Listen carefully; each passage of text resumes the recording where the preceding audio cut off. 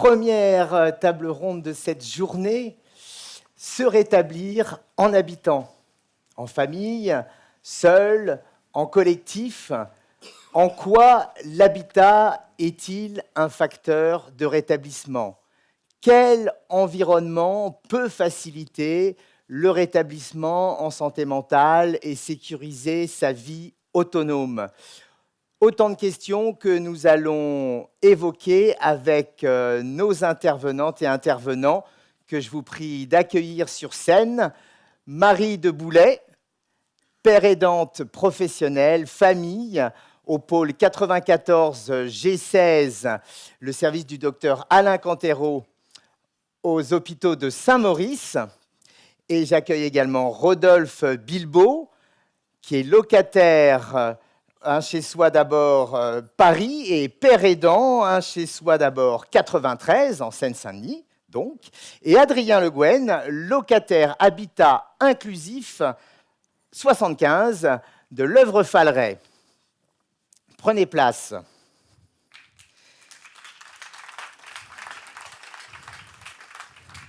Bienvenue Adrien.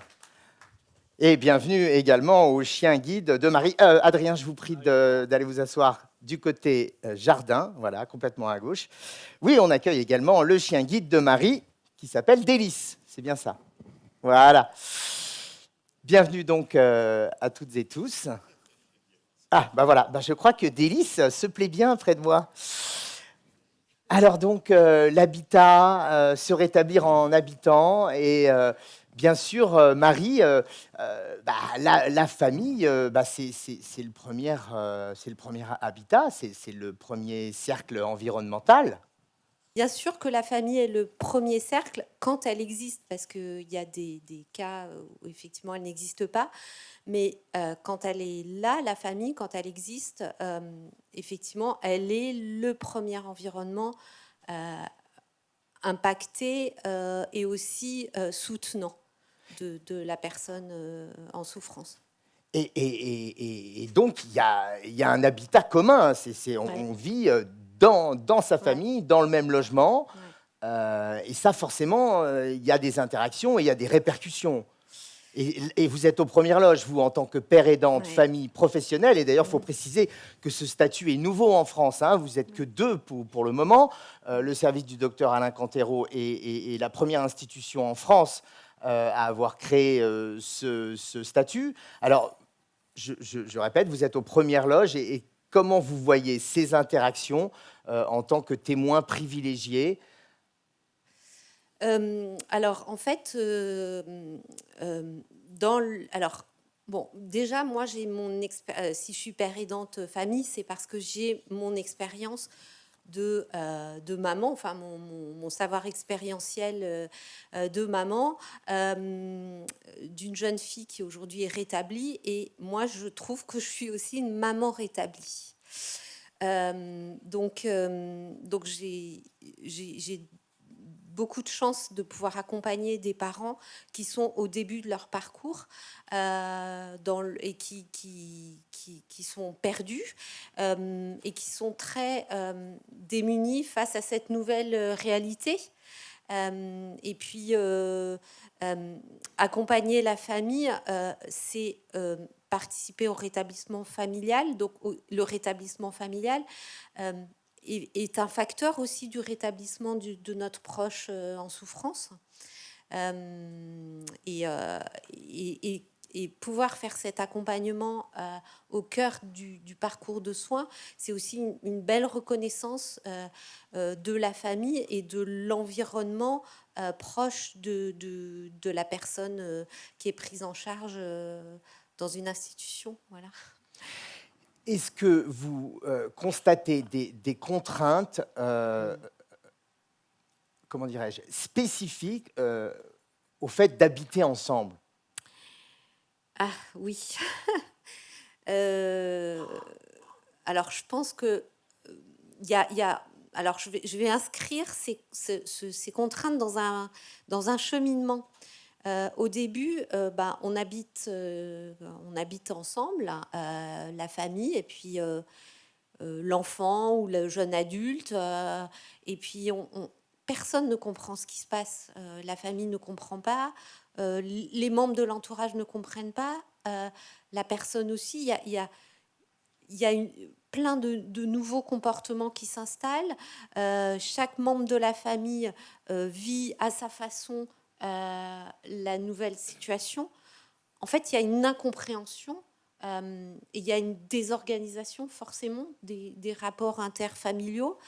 Ça, c'est la première chose. Ensuite, alors, la deuxième étape, on va dire que c'est un moment où les membres de l'entourage vont comprendre qu'il se passe quelque chose, et il faut agir. Alors, il y a aussi un choc qui est aussi peut-être bloquant, c'est-à-dire que la famille va pas forcément agir tout de suite.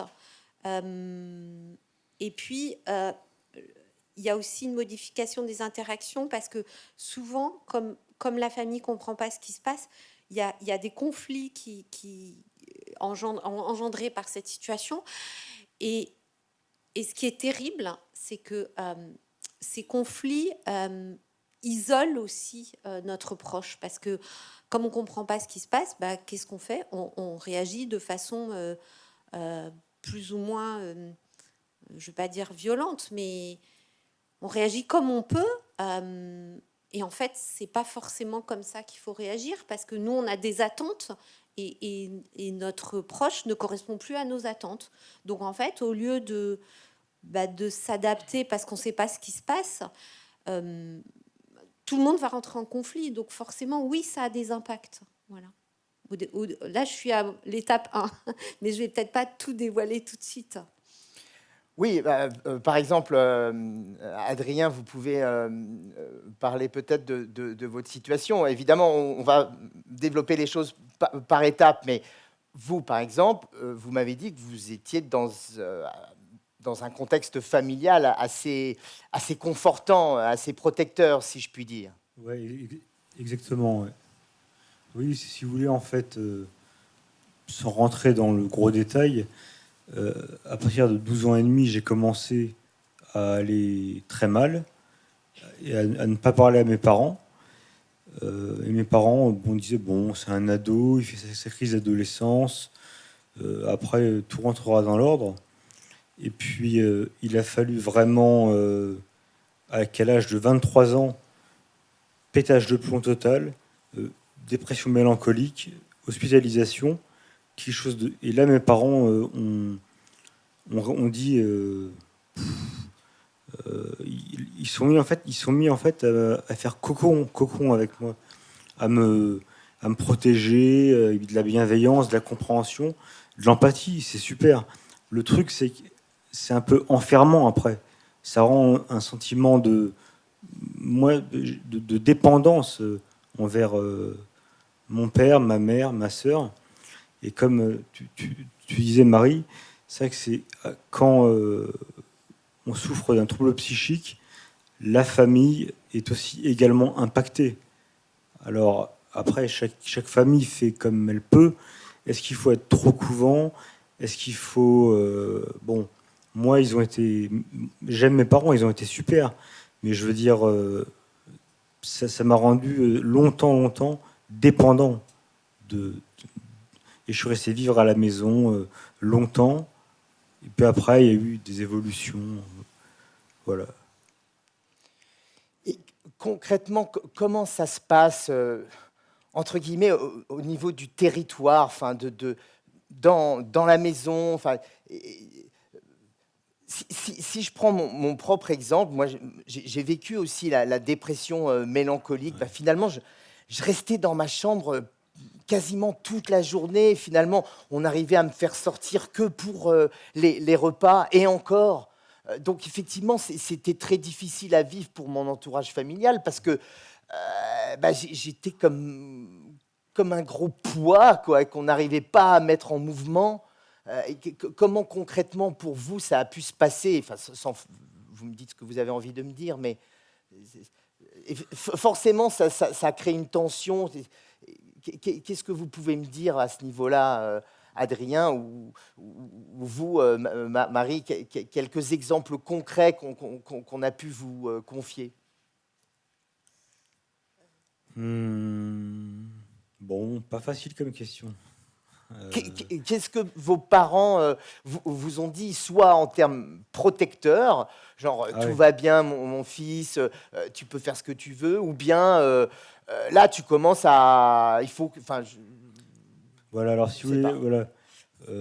Donc à 23 ans, quand j'ai fait une dépression mélancolique, qui est l'une des maladies les plus graves en psychiatrie, mes parents se sont dit, depuis, le psychiatre a été pédagogue avec mes parents à l'HP, enfin, il leur a expliqué les choses, et mes parents ont eu la plus grande émotion, c'est deux émotions. Ils se sont sentis coupables de voir leur fils souffrir autant, et, et une extrême inquiétude pour mon avenir. Après un poids, le fait de voir son propre fils souffrir, les parents souffrent. Hein. Mon père est chialait, bon voilà. Mais je veux dire, il n'y a jamais eu d'engueulade, j'ai jamais été un poids. Enfin, mes parents sont un couple très soudé, et j'ai une sœur aussi qui m'a beaucoup soutenu, une petite sœur. Et non, j'ai jamais été un poids pour eux. Mais par contre, ça les a rendus très inquiets, et ils se sont sentis longtemps coupables. Et ma propre mère est psychologue, psychothérapeute, et elle a dit moi je suis psy, j'ai même pas vu que mon fils était en train de tomber malade. Et la psy lui a dit mais madame, vous pouvez être la meilleure psy du monde, votre fils c'est pas votre patient, vous êtes aveuglé, c'est votre enfant. Voilà. Donc la culpabilité, la peur pour mon avenir, mais un poids jamais. Jamais été un poids pour eux. Non. Marie, quels exemples vous pouvez Euh, donner alors, Adrien, Ouais, Marie. j'ai l'impression que le parcours d'Adrien est assez... enfin, je ne l'ai pas beaucoup rencontré. Moi, alors, je peux peut-être parler de mon cas et puis aussi des familles que je rencontre. Alors, moi, j'ai rien compris, quoi. J'étais perdue. Je comprenais pas. Je trouvais que c'était une crise d'adolescence monstrueuse. Je savais pas où aller voir. Enfin, je faisais un peu la tournée des psys qui me disaient tous que c'était une crise d'ado et que c'était moi qui allais pas bien, que je ferais mieux de me calmer, que, enfin bon, j'ai pas été bien écoutée. Je me suis pas sentie rétrospectivement, je n'ai pas été entendue en tant que maman inquiète. Voilà. Voilà, moi j'étais perdue. Ensuite, les parents que j'accompagne, ils sont plutôt dans la stupéfaction aussi. Effectivement, beaucoup de culpabilité. La culpabilité, c'est un sentiment qui est très commun aux parents que je reçois et à moi-même, hein, parce que on se demande ce qu'on a dû rater pour que nos enfants aillent pas bien comme ça. Et il y a un gros travail à faire sur cette culpabilité. Voilà, parce que moi, je leur dis souvent aux parents, je dis, mais si votre enfant avait une autre pathologie, du diabète ou je sais pas, se fracturait des jambes, est-ce que vous vous senteriez coupable? Ben non, on se sentirait pas coupable. Donc ça, c'est vraiment les troubles psychiques qui engendrent cette culpabilité-là. Et puis aussi, il y a des familles, il y a beaucoup de familles aussi qui ont beaucoup d'attentes, c'est-à-dire j'ai traversé ça aussi. Il y a un moment où, c'est ce que je vous disais tout à l'heure, on engueule notre proche. Pourquoi tu vas plus à l'école? Lève-toi le matin. Qu'est-ce que tu fais, etc. Parce qu'on ne sait pas. On ne sait pas. Et c'est long avant que... Tout à l'heure, on parlait le monsieur parlait de temporalité. on a envie d'un résultat immédiat. Bah oui, on a envie que notre proche aille à l'école vite, puis on a envie d'avoir une réponse de professionnel, et on n'a pas tout ça.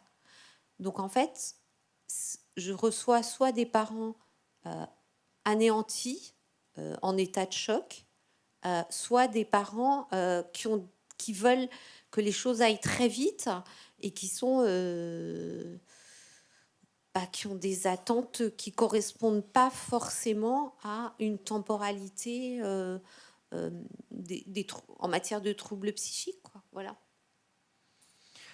Alors, vous, Rodolphe, par rapport à des parents là qu'on a décrits plutôt bienveillants, qui s'interrogent, vous avez vécu je dirais, une enfance, en tout cas une adolescence, avec un scénario inverse. Oui, moi, disons que la famille, moi, j'ai souffert. Le micro juste un tout oui, petit peu plus près. Voilà, merci. J'ai beaucoup vécu de maltraitance psychologique de la part de mon père. Ma mère, mes parents sont divorcés, j'avais 4 ans, donc j'ai pas vraiment eu de contact avec eux. J'ai donc été élevé par mes grands-parents, bon, dans l'amour, bien sûr, mais bon, ça remplaçait pas les parents. Je me suis toujours questionné justement sur le fait qu'ils étaient plus ensemble. Mon désir, c'était qu'ils reviennent ensemble. Et après, bon, vers l'âge de 13-14 ans, j'ai commencé à comprendre que c'était pas possible. Mon père a été alcoolique, un peu violent, un peu aussi irresponsable. D'ailleurs, il a été déchu de ses droits parentaux vis-à-vis de mes frères. Et bon, voilà, donc il est décédé en 99, je crois, d'un cancer généralisé dû à l'alcoolisme et au tabac. Donc moi, je peux pas vraiment parler de la famille parce qu'en plus j'ai appris par une clique que la famille du côté de ma mère, quand ils parlaient de moi, j'étais le sujet tabou. Donc ils parlaient pas de moi. J'étais un sujet tabou. On n'abordait pas du tout la question de savoir ce que je devenais ou qu'est-ce qui se passait. Donc moi j'ai vécu beaucoup d'addictions à l'adolescence. Je suis tombé dedans. Ça, en fait, ça m'a aussi permis de supporter tout ça. Donc, bon, j'ai pas fait le bon choix. Et ça a duré assez longtemps. Ensuite sont venus les problèmes psy, qui, à mon avis, sont dus aux addictions. Parce qu'à la base, j'ai pas vraiment. On m'a diagnostiqué schizophrène. Après, c'était maniaco-dépressif, bipolaire. Bon, voilà. Et, moi, personnellement, je pense que ça a été dû aux prises de produits. Qu'à une époque, j'ai dû faire une psychose, un truc comme ça. Et j'ai été hospitalisé plusieurs fois, donc en psychiatrie. Et ouais, donc les psychiatres m'ont donné des médicaments. Et bon. Donc sur la famille, je peux pas vraiment me positionner, hein. Après, bon, moi j'ai fondé ma propre famille. J'ai une fille qui a 20 ans, qui va très bien, elle fait des études. Je suis assez content d'elle, je suis même fier d'elle. Elle a eu son bac avec mention. Ouais, donc moi la famille, voilà, c'est la mienne. C'est pas celle qui m'a élevé parce que moi c'est un peu inexistant quoi, dans ma vie. Et je veux le dire, je me suis un peu construit tout seul, hein, comme j'ai pu. Et voilà. Et donc, j'ai intégré le programme Achiswa d'abord en 2013 à l'expérimentation. Parce que je me suis retrouvé, bon, du fait de mes addictions qui étaient importantes, surtout avec plein de dettes, des interdictions bancaires. Et donc, la mère de ma fille, ma femme, elle a demandé le divorce. Et là, je me suis retrouvé dehors. Je me suis retrouvé dehors, donc hospitalisé. D'ailleurs, là, aujourd'hui, je travaille comme père aidant en chez 93 et je travaille dans l'hôpital où j'étais hospitalisé il y a une vingtaine d'années. Donc ça fait un peu bizarre, hein. Bon. Hier, il y avait une réunion avec des psys. Enfin, j'ai vu un infirmier que je connaissais en 99. Et il se rappelait pas de moi. Je me rappelais très bien de lui parce qu'il était assez maltraitant. Donc je lui ai pas dit, mais J'ai dit oui, vous n'étiez pas au pavillon Morvan en 99. Il dit oui, je venais d'arriver. Et donc je suis pas resté à cette réunion. Ça m'a un peu perturbé. Puis j'étais juste à côté du pavillon dans lequel j'étais et je regardais les gens qui étaient dans la cour là, qui avaient l'air un peu désœuvrés. Donc je me suis revu un peu il y a 20 ans dans cette situation. Je ne sais pas si je m'écarte un peu du sujet, mais ouais, bon. Et donc, je remercie quand même le chez soi Paris de m'avoir accompagné jusqu'à là. Et je voulais juste dire ça. Et puis voilà, pour moi, c'est normalement, je suis à la retraite. J'ai 62 ans et je me dis, de toute façon, la retraite, je m'en fous de la retraite, en fait. Moi, je vais continuer à travailler, à me rétablir jusqu'à temps que je puisse plus le faire. C'est tout. Et bon, je ne sais pas à quel âge, mais on verra. Puis, de toute façon, on m'a appris aussi que c'est juste pour aujourd'hui de vivre les 24 heures. Et le passé, de toute façon, on ne peut pas revenir dessus. Et puis l'avenir, bon, bah, c'est un peu l'inconnu. Donc, on va essayer de vivre dans la journée et de rester voilà, juste pour aujourd'hui. Ouais, voilà. Bah, finalement, vous avez renversé les choses, c'est-à-dire que vous avez créé votre propre famille soutenante, avec en particulier le soutien que vous apportez à votre fille et inversement. Et puis vous êtes père aidant dans l'hôpital où vous aviez été soigné, et plutôt mal soigné. Ouais, on peut dire ça. Oui.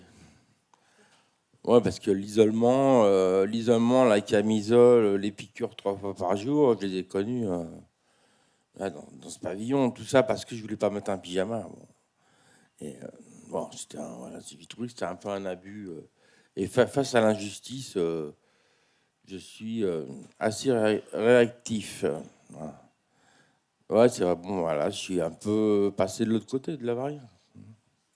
Quel regard vous avez sur votre parcours de rétablissement qui a quand même été un peu difficile, Ouais, un petit peu chaotique, ouais. compliqué? Bah, je me dis que si j'avais pas connu la dépendance aux produits, les hospitalisations, bah, je me serais pas rétabli. Je serais monsieur tout le monde. Et ma vision aujourd'hui, c'est que ouais, c'est un peu une réalisation. Vous me disiez que vous avez quand même connu plusieurs années d'errance. Comment ça s'est passé, l'obtention d'un logement et qu'est-ce que ça a produit chez vous? J'imagine que c'est quelque chose Disons, moi, d'énorme.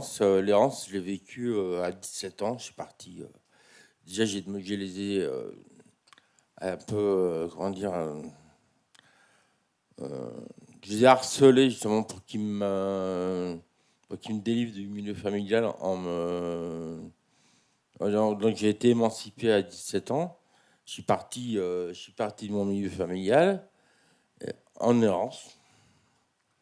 Déjà, ça a été un peu provoqué parce que j'étais dans une ville moyenne, c'est une petite ville où tout le monde se connaissait un peu.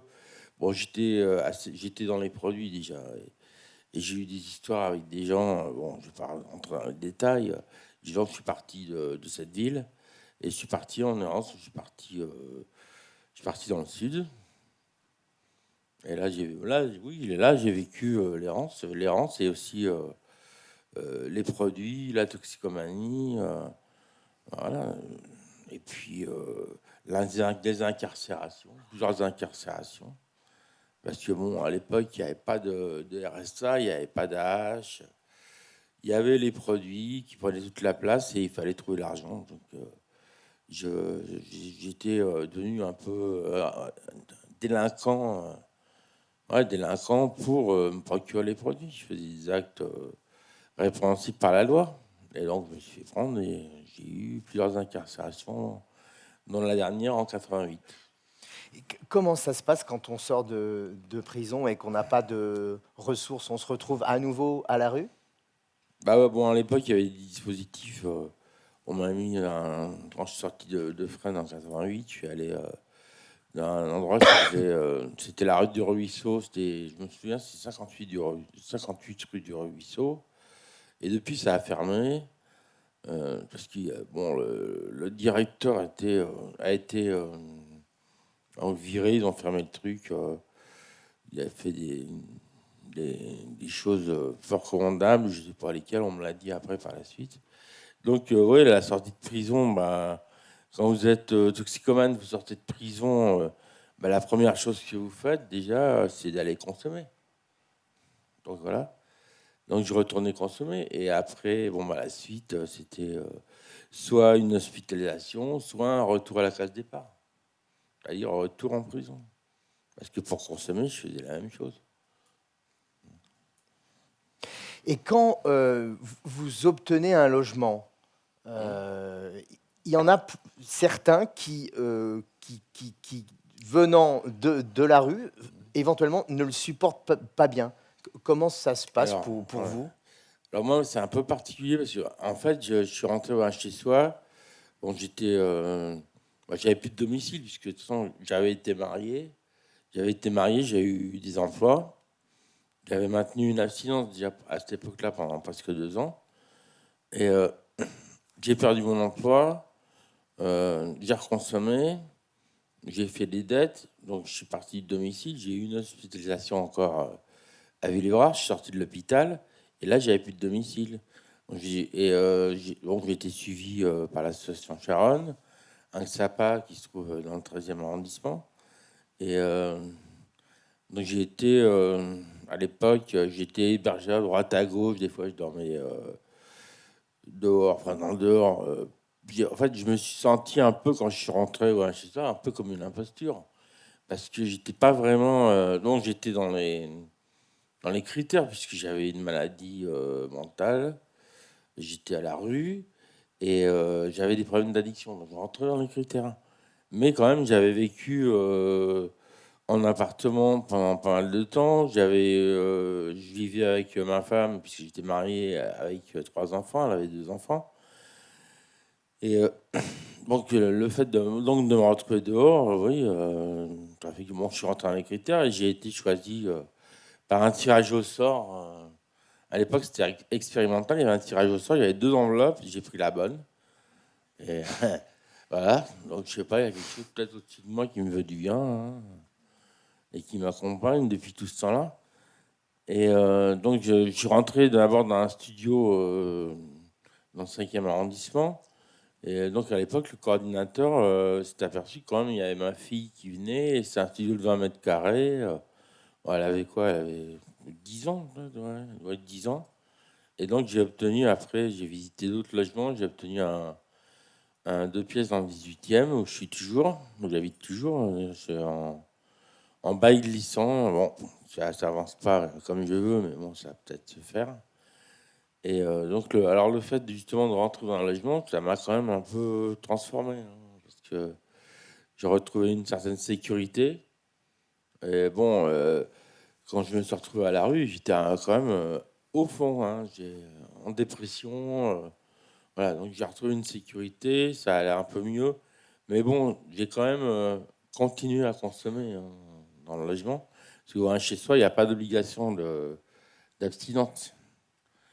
Et donc après, la suite, donc j'étais dans ce logement, dans le 18e. Au début, ça n'a pas été très facile, parce que j'étais entouré donc, de gens qui consommaient.